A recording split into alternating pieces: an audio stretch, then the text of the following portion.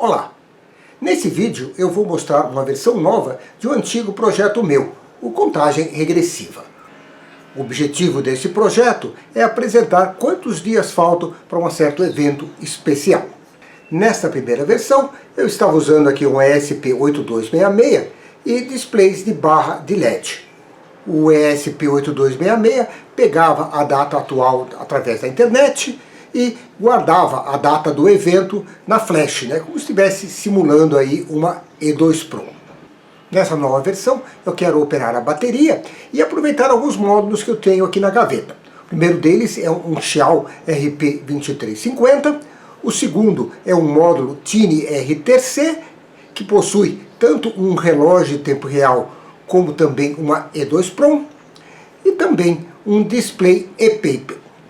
O Xiao ele tem já suporte a uma bateria recarregável, o RP2350 tem um modo de economia de energia, o módulo RTC ele tem ali uma bateria para manter aí a data e hora mesmo que não esteja com a alimentação principal, e o display e-paper tem essa característica que ele mantém a imagem mesmo quando não está alimentado. Então, para a bateria durar aí bastante tempo, o importante é fazer um projeto onde o hardware todo fique dormindo aí a maior parte do tempo.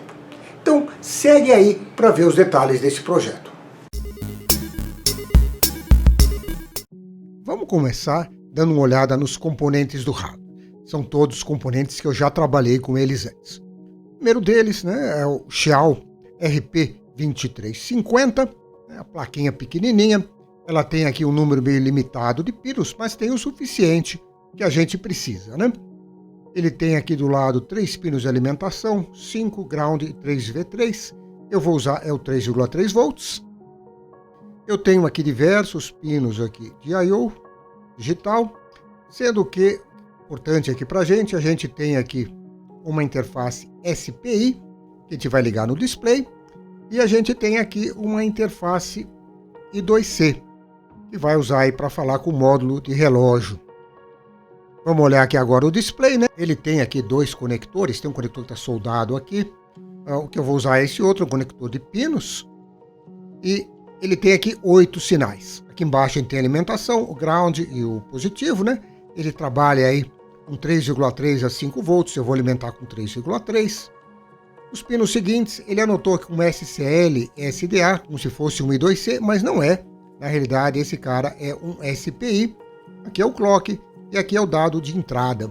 Depois, aqui em cima desses outros 4 pinos, a gente tem 4 sinais aí, sendo 3 aí são entradas para o modo display, reset, seleção de dado ou comando, a seleção, que é usada junto com o SPI, e tem ali um pininho ali, que é o busy, que é o sinal que a gente vai usar, que é a saída do display e entrada no nosso Xiao, e é o que indica se ele está pronto para receber um comando, um módulo relógio. Inicialmente eu estou usando esse módulo aqui de baixo, que é o chamado Tiny RTC. Ele é um módulo que tem ali 2 chips, Tem o relógio propriamente dito, é um DS1307, e tem também uma memória E2 Pro, uma 2432. A interface dele é I2C, o conector que eu vou usar é o desse lado, terra, alimentação, sinais do I2C. O DS, na realidade, ele está ligado aqui nesse outro pedaço aqui, que é onde você poderia colocar aí um sensor de temperatura DS18B20. Não tem a instalar. Uma pegadinha nesse módulo, ele normalmente seria para ser usado com uma pilha recarregável de lítio. Porém, a maioria das vezes que você vai comprar por aí não está com a pilha recarregável de lítio, está com uma pilha comum, a CR2032. Então, o módulo que eu vou usar tem uma pequena alteração. Eu arranquei fora esse diodo, aqui, o D1, para não tentar carregar essa bateria não recarregável. Quem quiser saber os detalhes desse módulo, a confusão toda relativa a essa questão de carregar a bateria, dá uma olhada lá no meu blog, o link está na descrição do vídeo. Esse módulo aqui é um módulo bacana, mas ele tem algumas limitações. Então, eu já tinha experimentado com um outro tipo de módulo de relógio, o DS3231, porém o que eu tinha era uma plaquinha para espetar direto numa Raspberry Pi. Para esse projeto eu resolvi comprar um outro modelo da placa, mas enquanto ela não chegava, eu terminei o projeto usando esse. Uma coisa boa que tem é que os dois são razoavelmente compatíveis aqui no conector. Olha, ground, VCC, SDA, SCL. O que muda são os sinais aqui para frente. Nesse aqui tem SDS, que nem eu falei, não está ligado em nada. Aqui a gente tem esse sinal SQW, e entre outras coisas pode ser acionado por um alarme. Então isso é uma coisa que é interessante para o meu projeto. Não estou usando isso agora, mas é algo que pode ser útil mais para frente. Outra vantagem que tem esse módulo é que o DS3231 ele é um módulo mais preciso do que esse módulo aqui de baixo. Isso de forma rápida aí os módulos, né? Como é que vai ser a interligação? Tá aqui, não fiz um esquema muito bonito, foi no Notepad mesmo, mas tá aqui tá o Xiao. Eu marquei com a bolinha aqui os pinos que eu vou usar e aqui embaixo eu anotei o que eu vou ligar em cada um. No caso do display, o mais importante é ligar aqui os sinais do SPI. No caso são só dois, eu estou usando só o SCK e o MOSE. O MOSE é o sinal que sai do Xiao e vem para o display. Os outros sinais lá, BISE, Reset, DC, CS, estão ligados aí em diversos GPIOs, que eu fui escolhendo meio ao acaso. E depois a alimentação 3,3 volts. O módulo de relógio está ligado à interface I2C. Então são esses dois pinos aqui, alimentado com 3,3 volts. Se eu usar aquele módulo que tem aquela saída SQW, eu estou ligando aquele pino no GPIO 28. Um detalhe importante aqui para notar é que o RP2350 ele tem duas SPI e duas I2C. Então precisa tomar cuidado de ver qual é a que corresponde aos pinos aqui. Ele permite uma certa configuração, mas há um certo limite para isso. Normalmente um pino ou é de uma SPI, ou é da outra, ou é de um I2C ou do outro. Então, os pinos que eu escolhi, o que está ligado ao SPI é da SPI 0, o que eu escolhi do I2C é o I2C 1. Por último, além dos módulos, eu vou ligar também um botão, uma tecla. Eu liguei aqui entre o GPIO 0 e o Terra. A ideia é que essa tecla, se você ligar o meu aparelhinho aí com essa tecla apertada, significa que eu quero configurar, quero acertar a hora atual, quero definir qual vai ser a hora aonde ele vai disparar aí no final. E vamos ao código, né?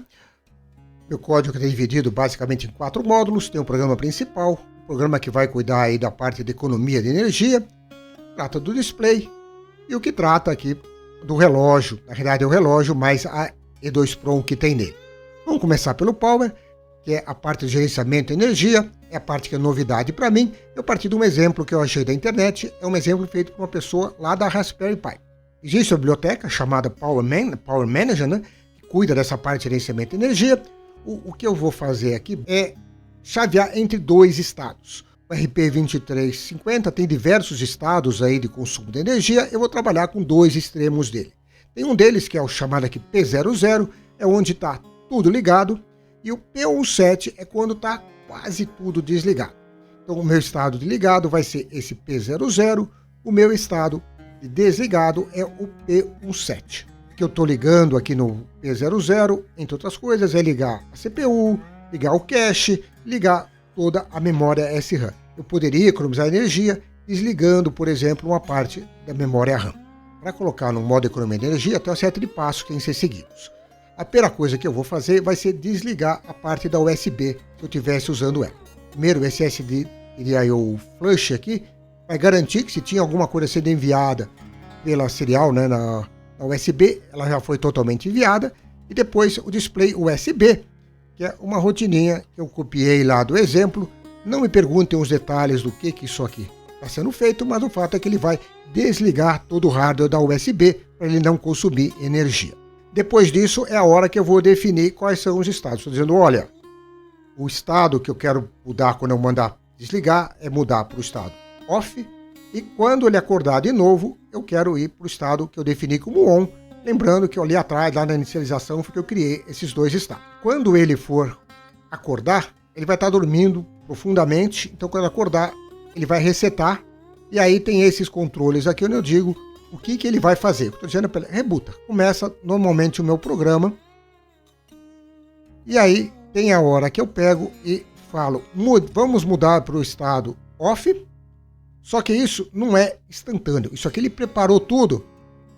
Ele só vai fazer a mudança na hora que eu executar uma instrução especial, chamada WFI. Então, na hora que eu chamar aqui essa rotina aqui, ele vai passar para o modo Power Off, que no caso é o sono profundo, digamos assim, e quando ele acordar, ele vai rebootar, estando no estado ON. O que falta ver é qual é a condição em que ele vai voltar aí a acordar.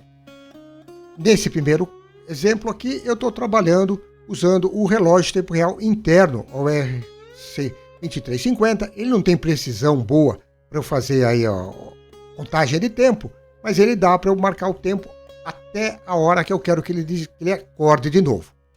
Então, o que eu vou usar aqui é essa opção que desligue por um certo tempo. Então, aí, o que eu faço é calcular, somo esse intervalo que eu quero dar com o tempo atual e mando ele ligar nessa hora. A rotina que liga numa certa hora, o que ele faz é habilitar o alarme para acordar para esse tempo que eu defini e depois ele vai desligar. Tem uma outra opção lá nesses exemplos que eu não estou usando aqui, que é você acordar por um pino de GPIO. Eu pretendo usar isso depois com aquele segundo módulo de relógio de tempo real. Ele tem a opção lá de você ter um alarme, onde ele aciona um pino na hora que atinge uma certa data e hora, e é isso que eu vou usar no futuro para acordar. Por enquanto, eu estou usando aí o próprio RTC interno e o alarme dele para acordar, e não um sinal externo. O módulo do relógio é relativamente simples, ele vai trabalhar lá com o I2C. Eu tenho que iniciar o I2C, configurar quais são os pinos que eu vou usar ali para o I2C. Ele tem, que nem eu disse, uma EPROM. Então, para você ler a EPROM, você tem que escrever primeiro o endereço e depois você lê os bytes que você quer. Tem funções da biblioteca lá do I2C que fazem isso aqui, o write e o read para a gente. Para escrever, eu primeiro tenho que escrever o endereço e depois eu tenho que escrever os dados. Tem que mandar tudo junto numa transação só, então tenho aí um buffer auxiliar. Na parte do relógio, o que a gente tem é um conjunto aí de registradores. Então, na hora que eu quero ler a data, em primeiro lugar eu digo qual é o primeiro registrador que eu quero ler, e depois, no caso é o 0, e depois eu vou ler todos, eu estou lendo todos os registradores de uma vez só, e aí tem a parte de interpretar isso aí, o datasheet explica direitinho. Então tem o primeiro registrador que é os segundos, onde tem lá um bit que diz se o relógio está parado. Depois tem lá um registrador que diz qual é o dia, qual é o mês, o ano, a hora, os minutos e tudo mais, os segundos. Tem que tomar cuidado que os valores desses registradores, eles não estão diretamente em binário, eles estão no BCD. Tem 2 dígitos ali, 4 bits ou menos para cada um. Então eu tenho a rotininha ali que converte de BCD para binário e de binário para BCD. Escrever a data e hora é ainda mais fácil, basta eu pegar, dizer o registrador inicial que eu quero usar é o 0, depois eu coloco os registradores, tomando cuidado de colocar todos eles em BCD, né? E aí escreveu, acabou. Ponto de vista de complexidade de código, a parte do display é realmente a mais complexa. Tem a parte toda de interagir com o display, isso aí eu adaptei aí de um exemplo do fabricante, né? Então tenho inicializar os pinos, quem é entrada, quem é saída, configurar a SPI. Tem a parte de esperar o display estar pronto para receber um comando. Tem as rotinas básicas para escrever um comando, para escrever um dado, tem que setar lá os sinais da forma correta e depois mandar o byte pela SPI. Para reiniciar o display, eu tenho que pulsar aquele sinal de reset. Tem um comando para eu ligar o display. Tem um outro sequência aqui de comandos para desligar o display. A parte de inicialização, eu tenho que primeiro inicializar o pino. Eu vou ter aqui uma área de memória onde eu estou guardando a imagem da tela, então eu estou guardando isso. Depois normalmente eu vou fazer o reset. Normalmente o meu display vai estar desligado. Na hora que eu estiver iniciando, eu vou ter que dar o reset nele, esperar até ele não estar busy, e aí eu tenho que enviar uma série de comandos. Os valores aqui dos comandos, os dados que eu estou mandando, tudo isso aqui eu extraí lá do exemplo. Uma vez que o display todo inicializado, é a hora que eu vou poder refrescar a tela, né? No fundo, pegar o que eu guardei na minha imagem do buffer, jogar isso para o display. Tem algumas pegadinhas com esse display. Primeira coisa, a gente não pode fazer essa atualização com muita frequência. Então aqui no caso, o que eu vou fazer, cada vez que liga, ele atualiza uma vez, depois vai dormir e vai ficar um bom tempo dormindo. Outro detalhe é que, embora o meu display seja branco e preto, o controlador dele prevê aí um display que seja branco, preto e vermelho, então eu tenho que escrever para as duas coisas. Então, o que eu faço na hora que eu vou começar a refrescar, pelo lugar, se ele estava dormindo, eu tenho que inicializar ele. Depois eu vou colocar no início da tela e vou mandar todo o buffer na área referente ao vermelho. Depois vou mandar de novo todo o buffer na área correspondente ao branco e preto. E aí eu dou o comando para ele atualizar. Vocês vão ver que o display dá uma piscada feia nessa hora, mas aí ele atualiza. E a grande vantagem de ser um display e-paper é que depois, mesmo desligado, a imagem fica lá bonitinha, perfeita, paradinha lá para a gente. Eu vou querer escrever esse display, tanto texto quanto gráfico. Então a rotina básica aqui de escrita é essa rotina que escreve um ponto, né? O display tem 200 por 200 pontos e ele está organizado ali em bytes, onde cada byte estaria, digamos assim, na horizontal, né? Cada 8 bits são 8 pontos, um do lado do outro. Cada linha, uma linha embaixo da outra. Então são as continhas mais ou menos simples para descobrir qual é o byte que eu tenho que mexer. No cuidado é que a lógica aqui é invertida. Quando um bit está 1, o ponto está branco. Se eu quero botar um ponto em preto, eu tenho que virar ali o bit para 0.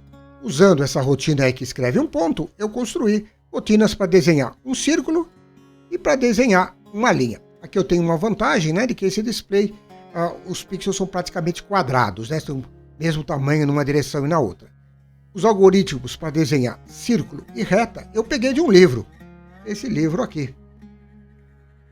O autor é meio suspeito, né, mas aí tem os algoritmos básicos aí de escrever linha e círculo. Na parte do texto, o que eu fiz foi usar um fonte que tem 12 pontos na horizontal, 16 pontos na vertical. Não é o formato mais fácil de a gente fazer as coisas, mas também não é o mais difícil. Dá um tamanho razoável aí de caractere. Com paciência eu poderia ter feito outros tamanhos, mais coisa, mas eu já tinha isso aqui pronto de uma brincadeira que eu tinha feito com esse display. Então aproveitei o gerador de caracteres, adaptei aqui o código. Com isso aqui, né, com esse tamanho de caractere, eu consigo ter 12 linhas e 16 caracteres. Ficou perfeito aí para minha aplicação. Para terminar, vamos olhar aqui o programa principal, né?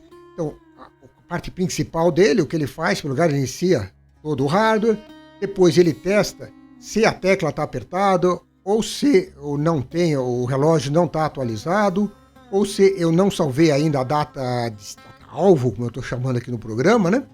Se não tiver nada disso, tiver uma dessas condições, eu vou realizar a configuração e aí vou ler a data atualizada. Uma vez estando tudo acertado, eu vou atualizar o display. Eu pego qual é a hora atual, qual é a hora, a data-alvo, né, quando é o evento.